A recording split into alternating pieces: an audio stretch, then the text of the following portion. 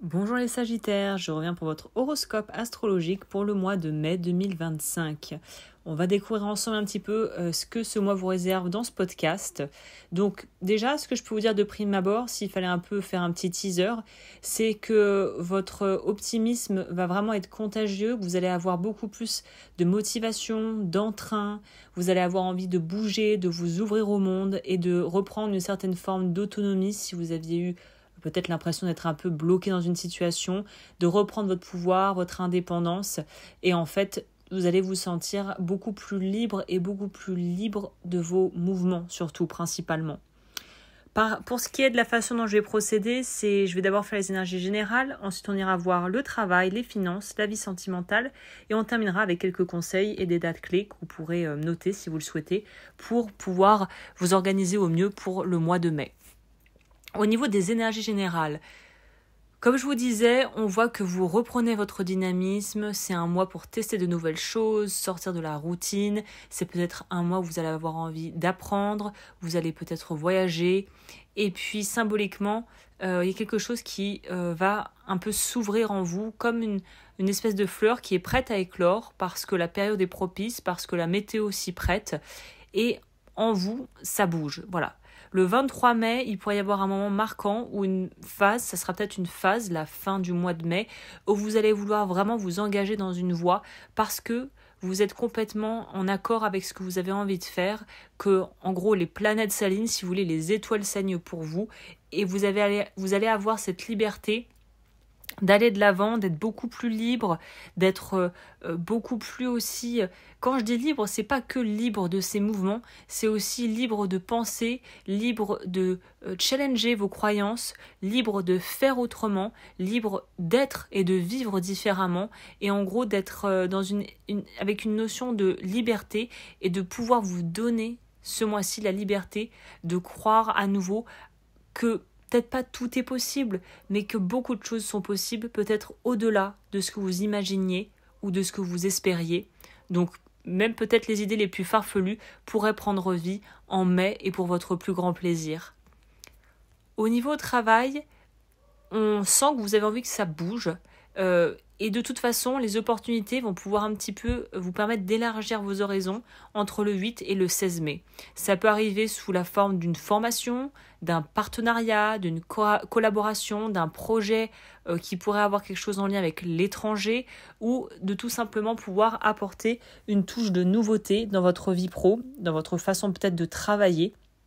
Et dans tous les cas, que vous soyez à votre compte salarié ou que vous n'ayez peut-être pas de job actuellement, si c'est un projet personnel ou un projet plus d'ordre créatif, c'est le bon moment pour se lancer et pour y croire vraiment et se dire en fait ouais c'est possible, je vais me donner les moyens et je sais que je peux créer quelque chose et je vais essayer de tirer parti de ça le plus possible. Le conseil au niveau de la vie pro, ça va être de pouvoir canaliser son énergie et de ne pas partir dans tous les sens.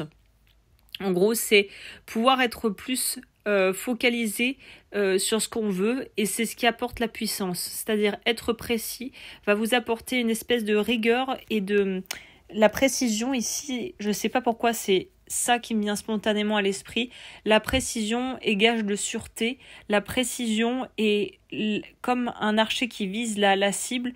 Prendre son temps, bien viser, et si on est vraiment calme et zen, on a plus de chances de toucher la cible.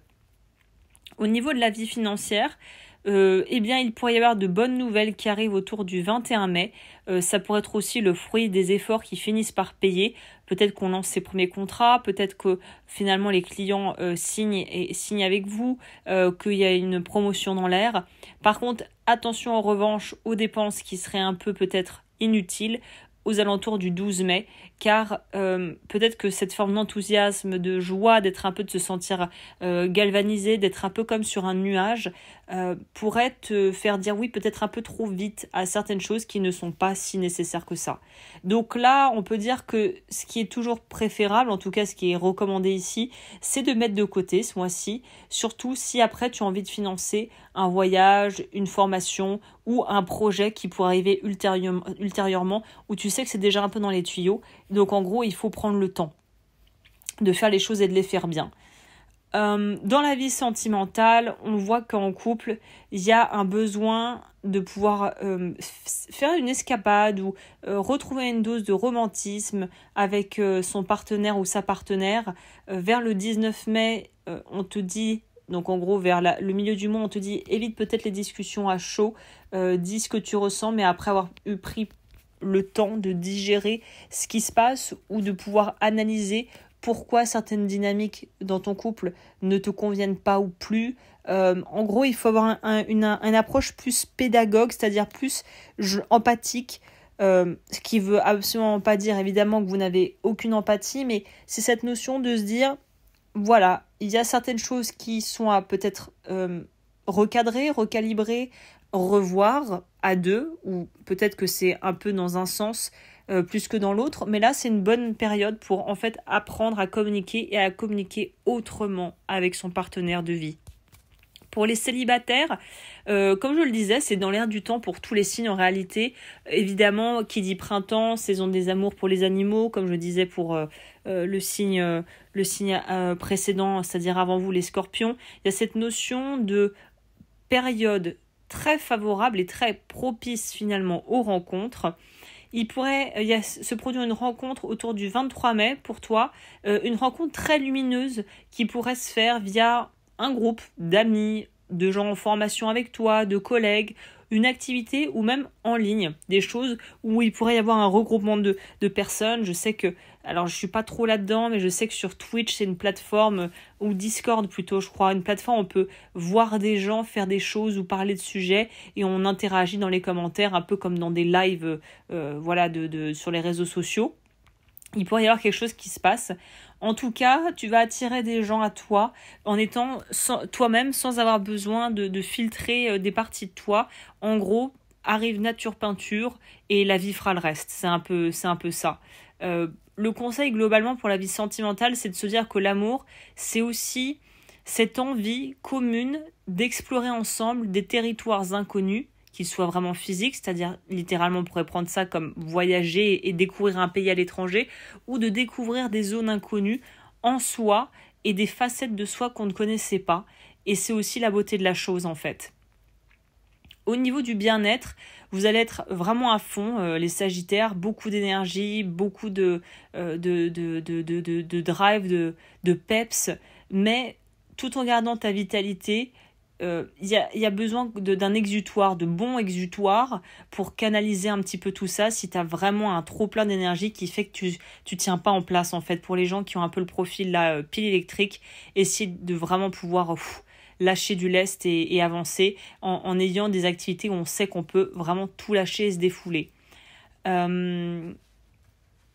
Si tu avais une période, si tu avais envie par exemple de poser un jour ou de prendre un moment pour toi, le 16 mai, c'est une période qui est propice, c'est un jour qui pourrait être propice pour pouvoir vraiment laisser décanter et te reposer. Alors là, la partie intéressante, c'est la dernière partie, où comme je le disais dans l'introduction, on va parler des dates clés à venir. Donc du 8 au 16 mai, on voit qu'il y a un projet ou quelque chose qui est encore en gestation qui va pouvoir être amené à fruition, où on va pouvoir aller au bout de la chose. Le 12 mai, on te dit sois vigilant au niveau des dépenses à bien capitaliser sur les bonnes choses. 16 mai, période où on pourrait justement vouloir ralentir un petit peu le tempo. 19 mai, besoin de communiquer peut-être les choses plus clairement si on est en couple.